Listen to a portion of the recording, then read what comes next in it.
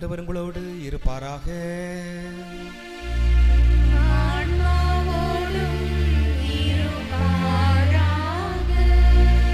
யோவான் எழுதிய தூய நற்செய்தியிலிருந்து வாசகம்.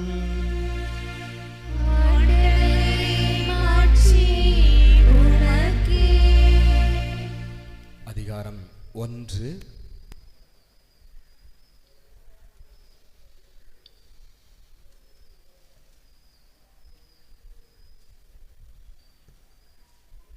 இறை வார்த்தைகள் 29 தொடக்கம். இயேசு தம்மிடம் வருவதை கண்ட திருமுழுக்கு யோவான், இதோ கடவுளின் செம்மறி, செம்மறியாம் இவரே உலகின் பாவத்தை போக்குபவர். எனக்கு பின் வரும் இவர் என்னை விட முன்னிடம் பெற்றவர், ஏனெனில் எனக்கு முன்பே இருந்தார் என்று நான் இவரை பற்றியே சொன்னேன். இவர் யாரென்று எனக்கு தெரியாதிருந்தது, ஆனால் இஸ்ரேல் மக்களுக்கு இவரை வெளிப்படுத்தும் பொருட்டே நான் வந்துள்ளேன். தண்ணீரால் திருமுழுக்கும் கொடுத்து வருகிறேன் என்றார். தொடர்ந்து யோவான் சான்றாக கூறியது, தூய ஆவி புறாவை போல வானிலிருந்து இறங்கி இவர் மீது இருந்ததை கண்டேன். இவர் யாரென்று எனக்கு தெரியாதிருந்தது, ஆனால் தண்ணீரால் திருமுழுக்கு கொடுக்கும்படி என்னை அனுப்பியவர், தூய ஆவி இறங்கி யார் மீது இருப்பதை காண்பீரோ அவரே தூய ஆவியால் திருமுழுக்கு கொடுப்பவர் என்று என்னிடம் சொல்லி இருந்தார். நானும் கண்டேன், இவரே இறைமகன் என சான்றும் கூறி வருகிறேன். ஆண்டவரின் அருள் வாக்கு. கிறிஸ்துவே உமக்கு புகழ். இறையேசுவில் பிரியமான சகோதர சகோதரிகளே, சார்லஸ் ஸ்பர்ஜன் என்ற ஒரு சிறந்த மறையுரையாளர் லண்டன் மாநகரத்திலே கிறிஸ்டல் அரண்மனையிலே இவர் உரையாற்ற வேண்டும், மறையுரை ஆற்ற வேண்டும் என்று சிறப்பு அழைப்பு பெற்றிருந்தார். எனவே குறிக்கப்பட்ட நாளுக்கு முந்தின நாள் தனது நண்பரை அழைக்கிறார், நாம் செல்வோம் என்று. அப்போ அவருடைய நண்பர், நாளைக்கு தானே, ஏன் இன்னைக்கே அவசரமாக போகணுமா, என்னோடு வா. 2 பேரும் சென்றார்கள், அரண்மனை அடைந்தார்கள். அரண்மனையிலே அங்கு மறைவுரை ஆற்றக்கூடிய அந்த கலை அரங்கம், அதற்குள் நுழைந்தார்கள். அரங்கத்திலே அந்த மேடையிலே இவர், இந்த ஸ்பர்ஜன் என்பவர், இவர் நின்று கொண்டார். நண்பரிடம், நீ இந்த அரங்கத்திலே ஒவ்வொரு இடமாக நின்று நான் பேசுவது தெளிவாக கேட்கிறதா என்று நீ சோதி தெரிய வேண்டும் என்று சொன்னார். ஏனெனில் அந்த காலத்தில் இப்போ இருக்கிற மாதிரி ஒலி அமைப்புகள் கிடையாது. எனவே இவரும் சரி என்று சொல்லிவிட்டு இவர் பேச ஆரம்பிக்கின்றார். சார்ல்ஸ் ஸ்பர்ஜன், இதோ கடவுளின் செம்மறி, செம்மறியாம் இவரே உலகின் பாவங்களை போக்குபவர். இன்றைய நற்செய்தி வாசகம் யோவான் 1:29 வசனம். அப்படி பலமுறை இதே திருப்பி திருப்பி இவர் சொல்லிக்கொண்டே இருக்கிறார். அவருடைய நண்பரும் நடுவிலிருந்து கேட்கிறார், அடுத்து ஓரமாக நின்று கேட்கிறார், அடுத்து அந்த பக்கம், இப்படி இடம் மாறி மாறி எல்லா இடத்திலும் அந்த அரங்கம் முழுவதும் கேட்கிறதா என்று அவர் சோதி தருகிறார். இவரும் இந்த வார்த்தையை சொல்லி கொண்டிருக்கிறார், இதோ கடவுளின் செம்மறி, கடவுளின் ஆட்டுக்குட்டி, இவரே உலகின் பாவங்களை போக்குபவர். சரி, எல்லாம் முடிச்சுட்டு வந்த பிறகு, நான் பேசுனது சரியா கேட்டுச்சா அப்படின்னு சொல்லி நண்பரிடம் கேட்டார். அவரும், ஆம் சரி, 100 விழுக்காடு முற்றிலும் தெளிவாக, அருமையாக நீங்கள் பேசியது கேட்டது என்று அவர் சொன்னார். எங்க நான் பேசினதை சொல்லு பார்ப்போம். இதோ கடவுளின் செம்மறி, செம்மறியாம் இவரே உலகின் பாவங்களை போக்குபவர். சார், வெரி குட், நம்ம சோதனை டெஸ்ட் முடிஞ்சிட்டு அப்படின்ட்டு அவங்க கிளம்பிக்கிட்டு இருக்கிற நேரத்தில் அவங்க வெளியே திரும்பி கொண்டிருக்கிறார்கள். இந்த நேரத்தில் அந்த அரங்கத்தினுடைய மேலே இருந்து ஒருத்தர் வேலை பார்த்துட்டு இருக்கிறார். ஏன்னா மறுநாள் நிகழ்ச்சி, அப்போ நிறைய ஏற்பாடுகள்லாம் செய்யணும். மேலே இருந்து ஒருத்தர் வேலை பார்த்துட்டு இருக்கிறார். இவர் சொன்ன இந்த வார்த்தை யோவான் 1:29 இந்த நற்செய்தி வாசகம், அதை வாஸ்தவம். அது அந்த வார்த்தை இவரை கவர்ந்தது. ஏன்னா இவர் பயங்கரமான பாவி, நிறைய குற்றங்கள் புரிந்தவர். அப்போ அவர் நினைச்சாரு, நம்ம இவ்வளவு பெரிய பாவி, நம்ம பாவத்தை போக்குறதுக்கு ஒருத்தர் இருக்கிறாரா அப்படின்ட்டு. அப்ப அவர் யாரு? அப்போ நான் அந்த பாவத்தை போக்க விரும்புகிறேன் அப்படின்ட்டு இவர் பின்னாடி போறாரு. இந்த மறையுறாளர் சார்ல்ஸ் ஸ்பர்ஜன் பின்னாடி போய் கேட்டு அதன் பிறகு திருமுழுக்கு பெற்று பாவ சங்கீதனம் செய்து நல்ல ஒரு புது வாழ்வு படைத்த ஒரு நல்ல ஒரு சிறப்பான மனிதராக மாறுகிறார். அன்புக்குரியவர்களே, இன்று நாம் ஆண்டின் பொதுக்காலத்தின் 2ஆம் ஞாயிறு வழிபாட்டில் இருக்கிறோம். இந்த நற்செய்தியிலே சொல்லப்பட்டதை போல இதோ கடவுளின் செம்மறி, இவரே உலகின் பாவங்களை போக்குபவர். இந்த செம்மறி ஆட்டுக்குட்டிகள் பழைய ஏற்பாட்டிலே எதற்காக பயன்படுத்தப்பட்டது? பாவம் போக்கும் பலி பொருளாக அது கருதப்பட்டது. விடுதலை பயணம் 29ஆம் அதிகாரம் 38லிருந்து 42 வரை உள்ள பகுதிகளிலே நாம் பார்க்கும் பொழுது, எருசலேம் ஆலயத்திலே காலை மாலை 2 வேளைகளிலும் ஆடுகள் பலியிடப்படும், பாவ பரிகார பலியிடப்படும். எல்லாருமே ஆட்டுக்குட்டிகளை கொண்டு வருவாங்க. அப்போ குரு ஆட்டு மேலே கை வச்சு அவங்க பாவத்தை நினைச்சு அறிக்கிட்டு அது வெட்டப்படும். அப்போ மற்றவர்கள் செய்த பாவத்திற்கு பலியாக, பாவம் செய்வதர் இன்னொருவர், பலியேற்பவர் இந்த ஆட்டுக்குட்டி, இந்த செம்மறி ஆடு. இந்த செம்மறி ஆடு சாதுவானது, எதுவுமே அறியாதது. அதனால அது அந்த பாவம் போக்கும் பலியாக பழைய ஏற்பாட்டு காலத்திலே யூதர்கள் மத்தியிலே வழக்கமாக இருந்தது. இதை நாம் இன்னும் ஆழமாக பார்த்தால் லேவியர் புத்தகம் 14ஆம் அதிகாரம் 12வது வசனம் வாசிங்க. லேவியர் 14:12.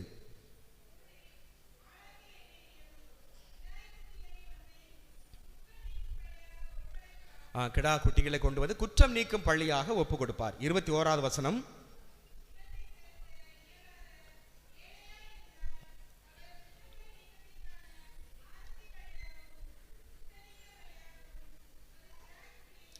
முடியாதவர்கள் ஒரு கிடா குட்டி, மற்றவங்க 3 ஆடுகள் கொண்டு வர வேண்டும். அது செலுத்த முடியாதவங்க ஒரு கிடாய். அதே போல 24வது வசனத்திலும் பார்க்கிறோம்.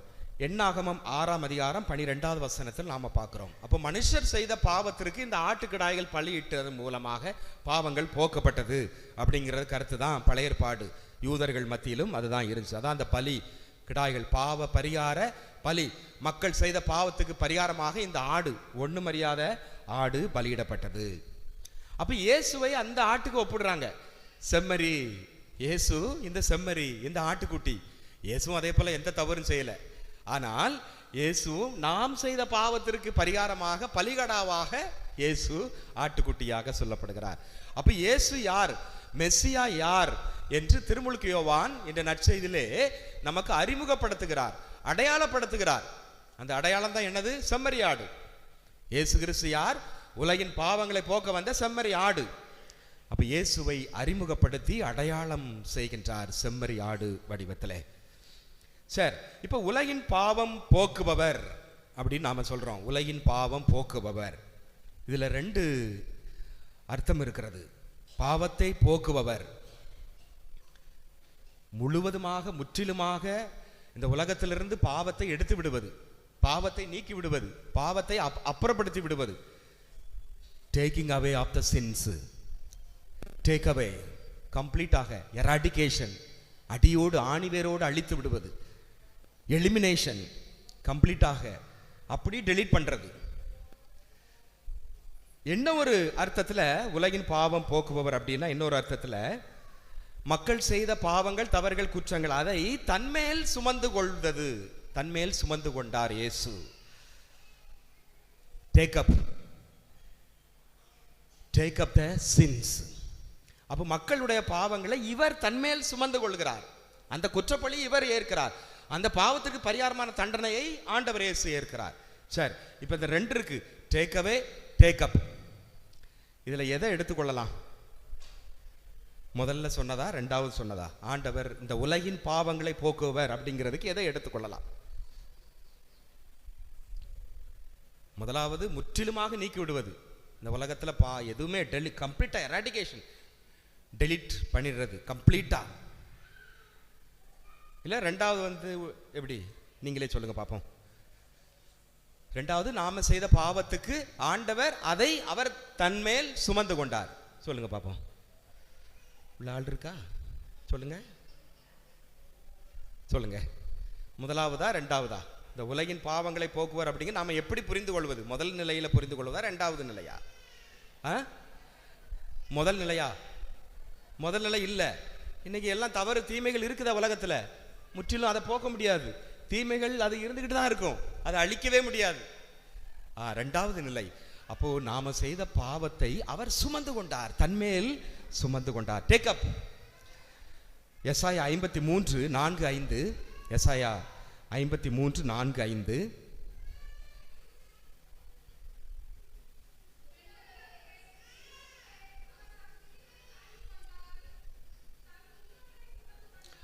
மெய்யாகவே நம் பிணிகளை தாங்கிக் கொண்டார், நம் துன்பங்களை, நாம் செய்த குற்றங்களை எல்லாம் அவர் சுமந்து கொண்டார்.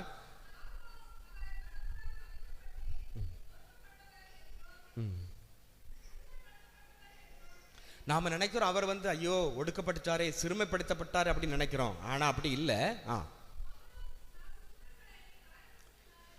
நம் குற்றங்களை அவர் சுமந்து கொண்டார், நமது தீச்செயல்களுக்காக அவர் காயப்பட்டார், அவர் நொறுக்கப்பட்டார். 1 பேதுரு 2:24. 1 பேதுரு 2:24.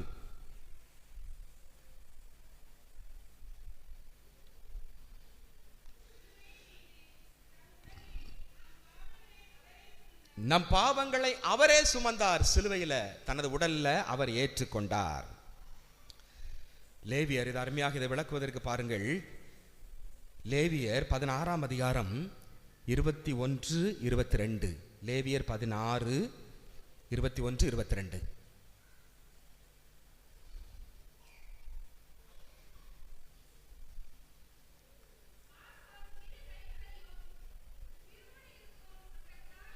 ஆட்டுக்குட்டி மீது ஆரோன் தலைமை குருவா இருந்தார்ல, அவர் அந்த கைகளை வைக்கிறாரு, வச்சு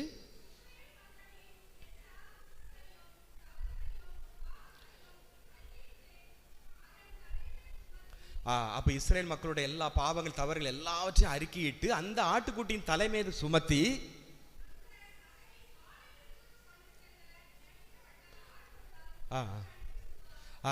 அப்போ மக்களுடைய எல்லா பாவத்தையும் அந்த ஆட்டுக்குட்டி மேல தலை மேல சுமத்துறாரு. சுமத்திட்டு அந்த ஆட்டுக்குட்டியை ஆள் வச்சு நீ எங்கேயாவது போய் கண்ணு காணாத இடத்துக்கு, பாலைவனத்துக்கு கொண்டு போய் விட்டுரு அப்படின்னு சொல்றார். அந்த ஆடு அவர்களின் பாவங்களை சுமந்து கொண்டு தனிமையான ஒரு இடத்திற்கு செல்லும். பாத்தீங்களா? சரி, அப்போ அந்த ஆட்டுக்குட்டி செம்மறி ஆடு தான் மக்களுடைய பாவங்களை சுமக்கும். அதே போல இங்கு யாரு செம்மறி, யார் பாவங்களை சுமக்கிறாரு? இயேசு கிறிஸ்து, மெஸ்ஸியா. அப்ப மெஸ்ஸியா யார் அப்படிங்கிறத திருமுழுக்கு யோவான் மக்களுக்கு அடையாளப்படுத்துறார். அவர் செம்மறி, அவர் பெரிய ஹீரோ இல்ல, பெரிய மாய மந்திர ஜாலம் செய்யக்கூடியவர் அல்ல, பெரிய அரசர் அப்படிங்கிற மாதிரி மகிமையான அப்படிலாம் கிடையாது. அவர் ஒரு செம்மறி. என்ன, அவரு மற்றவங்களுக்காக பாவத்தை தன்மேல் சுமந்து கொண்டவர் தான் மெஸ்ஸியா, வரப்போகிறவர் இயேசு கிறிஸ்து அப்படின்னு சொல்லி அடையாளப்படுத்துகிறார், அறிமுகப்படுத்துகிறார் திருமுழுக்கு யோவான். அப்ப இந்த ஆடு போக்கு ஆடு அப்படின்னு சொல்லப்படுகிறது. அந்த தலைப்பை பாருங்க, மேல ஹெட்டிங் என்ன போட்டிருக்கு? போக்கு ஆடு. போக்கத்தை வேணே, என்ன வேற போக்கே கிடையாது. அப்போ இந்த ஆடு பொதுவாக என்ன ரொம்ப சாதுவா இருக்கும். என்ன மக்கள் செய்த பாவங்களை இது ஏற்று. அதே போல ஆண்டவர் இயேசுவும் எஸ்ஐயா 63, 49, 43 அதிகாரம் இதெல்லாம் நம்ம பார்க்கும் பொழுது இந்த துன்புறும் ஊழியர் பற்றி அருமையாக சொல்லப்படுகிறது. அவர் ஆட்டுக்குட்டி போல என்ன வெட்டுவதற்கு இழுத்து ஆட்டுக்குட்டி போல இழுத்து செல்லப்பட்டார். அவர் வாய் திறக்கவே மாட்டார் அப்படியே. அப்ப பாருங்க, அப்ப இயேசு யார் அப்படின்னா இதுதான், ஒரு ஆட்டுக்குட்டியை போல சாதுவாக மிருதுவாக எல்லாம் மற்றவங்க செஞ்ச பாவத்தை தன்மேல் சுமந்து கொண்டு தான் வருத்தப்பட்டார், தான் அவர் காயப்பட்டு நொறுக்கப்பட்டார். இதுதான் மெஸ்ஸியா, இதுதான் கிறிஸ்து, இதுதான் அப்படிதான் உலகத்தின் பாவங்களை மீட்பதற்காக வந்தார் என்பதை திருமுழுக்கு யோவான் சுட்டி காட்டுகிறார். மெஸ்ஸியா யார் என்று அருமையாக சுட்டி காட்டுகிறார். ஜெர்மனி நாட்டிலே எவர்டன் என்ற ஒரு ஆலயம், அந்த ஆலயத்தினுடைய மேற்புற உச்சியிலே ஒரு அருமையான கல் சிற்பம் ஒன்று இருந்தது. அது ஆட்டுக்குட்டி, அந்த சிற்பம் செம்மறியாடு. அப்ப அதனுடைய பின்னணி என்ன என்று பார்க்கும் பொழுது, அந்த ஆலயத்திலே அந்த கல் வேலை செய்யக்கூடிய சிற்பி மேலே இருந்து வேலை செய்து கொண்டிருந்தார், கயிறு கட்டி நின்று வேலை செய்து கொண்டிருந்தார். அப்பொழுது சிற்பம் செதுக்கி கொண்டிருக்கும் பொழுது திடீரென்று அந்த கயிறு அருந்து விட்டது, அப்படியே கீழே விழுகிறார். அந்த நேரமாக வந்த நிறைய ஆடுகள் வந்து கொண்டிருந்தது, அதிலே ஒரு ஆட்டின் மேல் விழுந்தார். இவர் பிழைத்து கொண்டார், ஆடு இறந்து போய்விட்டது. எனவே தன் உயிரை காப்பாற்றிய இந்த ஆடின் நினைவாக அவர் அந்த ஆட்டுக்குட்டியினுடைய கல் சிற்பத்தை மேலே அவர் செதுக்கி வைத்தார். இதே போலத்தான் ஆண்டவர் இயேசு நாம் மீட்க பெற வேண்டும் என்பதற்காக தன்னையே அவர் கொடுத்தார். ஒரு செம்மறி ஆடு போல இருந்தார். இதுதான் மெஸ்ஸியா. எனவே இந்த நாளிலே நமக்கு தெரிகின்ற பாடம் அதுதான். நாம் நமது அன்றாட வாழ்க்கையிலே இந்த செம்மறி ஆடுகளை போல இருக்க வேண்டும் என்று இறைவன் இந்த நாளிலே அழைப்பு விடுக்கிறார். நான் ஒரு செம்மறி ஆடாக இருக்கிறேனா? இப்போ புனித அசிசியார் சபையை சார்ந்த துறவிகள் 2 பேர் ஒரு ஊருக்கு போதிக்க செல்கிறார்கள், மறையுரை ஆற்றுகிறார்கள், நற்செய்தி அறிவிக்கிறார்கள், மக்கள் கல்லெறிய பார்க்கிறார்கள். அப்பொழுது 2 பேர் நிற்கிறாங்க. 2 பேரும் என்ன பண்ணுவாங்க, யார் ஃபர்ஸ்ட் ஓடுறது அப்படின்ட்டு தான் நாம நிற்போம். ஆனால் அந்த 2 பேரும் என்ன சொல்றாங்கன்னா போட்டி போடுறாங்க. எதுக்கு போட்டி போடுறாங்க? அந்த கல் ஏன் மேலே படணும் அப்படின்ட்டு. நான் நிற்கிறேன், நான் வாங்கிக்கிட்டேன் அப்படின்ட்டு இவர் முன்ன போய் நிற்கிறார். இன்னொருத்தர் இல்லை, நான் வாங்கிக்கிட்டேன் அந்த கல்லறிய, இல்லை நான் வாங்கிக்கிட்டேன் பாருங்க சார். அப்படி இதுதான் உண்மையான செம்மறி ஆடுகளாக இருக்கக்கூடிய ஒரு மனப்பான்மை. அடுத்து நாம் யோசிக்கும் பொழுது நமது துன்பங்களை, நமது வியாதி வருத்தங்களை, நமக்கு ஒரு மோசமான ஒரு வியாதி, பெயர் சொல்ல முடியாத ஒரு வியாதி வந்திருக்கு, நம்ம ரொம்ப கஷ்டப்படுறோம். அந்த வியாதியை ஆண்டவரே மற்றவங்களுக்கு கொடுக்காதீங்க, இந்த பூமிக்கு அனுப்பாதீங்க அப்படின்னு நினைக்கிற ஒரு மனசு தான் செம்மறி ஆடு. நாம என்ன நினைப்போம், நான் இவ்வளவு கஷ்டப்படுறேன், என்னை விட டபுள் மடங்கு அவன் படணும் கஷ்டம், என்ன மாதிரி துன்பப்படுத்தலாம் அப்படின்ட்டு தான் நாம நினைப்போம். அப்போ செம்மறி ஆடு அப்படின்னா மற்றவர்கள், அப்போ நான் கஷ்டப்பட்டாலும் நீ கஷ்டப்படக்கூடாது, நீ படுற கஷ்டத்தை நான் ஏற்றுக்கொள்கிறேன். சில நேரத்தில் சிலர் பயங்கரமான ஒரு குற்றத்தை செய்து விட்டுருப்பாங்க. அப்போ அவங்களுக்கு தண்டனை அனுபவிக்க வேணும், ஆனால் அவங்களுக்கு பிள்ளைகள் இருக்கிறது, வேற வழி இல்லை. அப்போ அந்த அவர் செய்த துரோகத்திற்கு தண்டனை அனுபவிப்பதற்காக நான் செல்ல முன் வருகிறேனா ஒரு செம்மறி ஆடாக? அப்படி இருக்கும் பொழுது அவனும் அவருடைய குடும்பமும் காப்பாற்றப்படும். அப்போ இதுதான் செம்மறி ஆட்டுக்கான ஒரு தன்மை. அதே போல் நாம சில நேரத்தில் சில காரியங்களை, சில குற்றங்களை செய்திருக்கே மாட்டோம், நம்ம மேலே வீணான பழி சுமத்தப்படுகிறது. அதை ஏற்றுக்கொள்ளும் பொழுது ஆண்டவர் அப்படிதான், எந்த குற்றமும் செய்யலை இயேசு, அவர் மீது வீணான பழி சுமத்தப்பட்டது, செம்மறி ஆடு போல அவர் ஏற்றுக்கொண்டார். எனவே இதுதான் உண்மையான செம்மறி ஆடுகளாக நாம் வள பெற வேண்டும். இதோ கடவுளின் செம்மறி, இவரே உலகின் பாவங்களை போக்குகின்றவர். மார்ட்டின் லூதர் கிங் ஜூனியர் என்று சொல்வார்கள். அவர் அமெரிக்காவிலே அந்த இனவெறி மிகவும் மோசமாக இருந்தது. அந்த கருப்பின மக்களை மனிதர்களாக மதிக்கப்படவில்லை, அவருடைய உரிமைகள் எல்லாம் எதுவுமே இல்லை. எனவே அதற்காக போராடியவர், உரிமைகள் காக்கப்பட வேண்டும், மனிதம் மேம்பட வேண்டும் என்று போராடியவர். கடைசியில் அந்த மக்களுக்காக அவர் சுட்டுக் கொல்லப்பட்டார். எத்தனையோ புனிதர்கள் மறைசாட்சிகளை பார்க்கிறோம், மக்கள் காப்பாற்றப்பட வேண்டும், மக்கள் நல்வாழ்வு வள வேண்டும், தன் உயிரை அவர்கள் கொடுத்திருக்கிறார்கள் ஒரு செம்மறி ஆடுகளாக. எனவே நாமும் செம்மறி ஆடுகளாக இருக்க வேண்டும். எனது குடும்பத்திலே, எனது சுற்று வட்டாரத்திலே, நான் இருக்கின்ற பகுதிகளிலே பிறருக்காக என்னையை தியாகம் செய்கிறேனா? பிறருடைய சுமைகளை, கஷ்டங்களை நான் தாங்கிக் கொள்கிறேனா? அதைத்தான் நாம் வாசிக்கிறோம். பவுலடியார் கலாத்தியர் எழுதிய திருமுகம் 6ஆம் அதிகாரம், கலாத்தியர் 6:2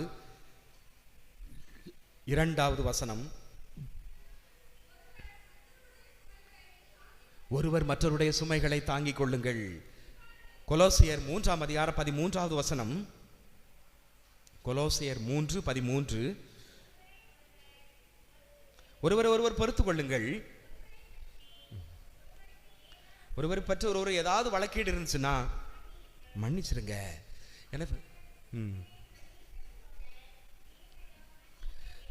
எனவே அன்புக்குரியவர்களே, இதோ கடவுளின் செம்மறி ஆட்டுக்குட்டி. எனவே இந்த செம்மறி ஆடுகளாக, ஒரு சாதுவானவர்களாக, சுமை தாங்கியாக, பிறருக்காக நம்மையே தாரை வார்த்து குடிக்கூடியவர்களாக மாற வரம் வேண்டி நாம் அந்த வழிபாட்டிலே பங்கெடுப்போம். ஆமென்.